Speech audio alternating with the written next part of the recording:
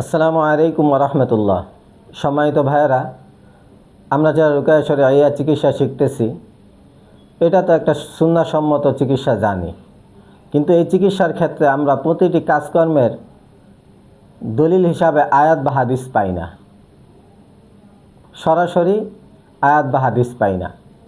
এক্ষেত্রে আমরা অনেকে দ্বিধাদ্বন্দ্বে পড়ে যাই, বা আমরা চিকিৎসা করার ক্ষেত্রে আমরা যেই কাজই করি প্রতিটি কাজের আয়াত বা হাদিস চাইতেছে, এই কাজ কোন আয়াত থেকে বা কোন হাদিস থেকে পাইছেন বলেন।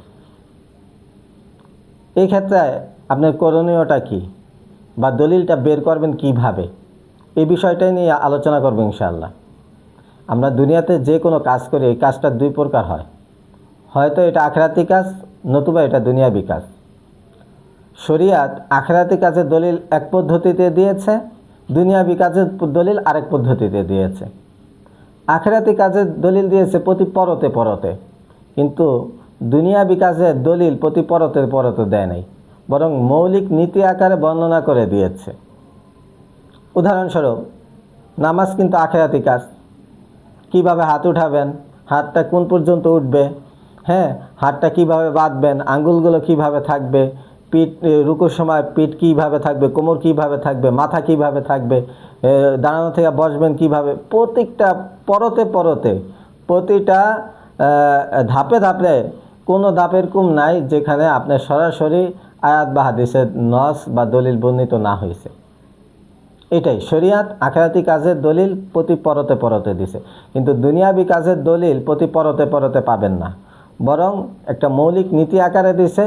ওই নীতির সাথে সাংঘর্ষিক না হলে বাকি যে কোনো পদ্ধতিতে আপনি দুনিয়াবি কাজ করেন না কেন, ওইটা আপনার জন্য বৈধ। আর রুকায়া তো একটা চিকিৎসা পদ্ধতি, এটা দুনিয়াবি কাজ, এটা দুনিয়াবি চিকিৎসা পদ্ধতি, রসুল থেকে আসা একটা চিকিৎসা পদ্ধতি। রুকায়া তো এই কারণে করেন না যে আপনাকে ফু দিতেছে যে আপনি পুলসেরাত পার হয়ে যাবেন, সোয়াল জবাব পার হয়ে যাবেন, এই কারণে তো আর রুকায়া করেন না। দুনিয়াবি সমস্যার কারণে দুনিয়াবি কাজ হিসাবে রুকায়াটাকে করেন। যেহেতু এটা দুনিয়াবি কাজ হয়েছে, এটার প্রতি পরতে পরতে দলিল থাকবে না, বরং মৌলিক আকারে থাকবে। প্রতিটা কাজের দলিল থাকবে না, প্রতিটা কাজ ওই মৌলিক নীতিমালার আওতাধীন হবে, আর ওই মৌলিক নীতিমালার দলিল থাকবে সরাসরি কোরআনের আয়াত বা হাদিসের কোনো বর্ণনা।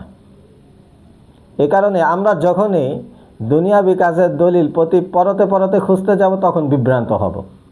বরং প্রতি পরতে পরতে তো দলিল থাকবে আখেরাতি কাজের।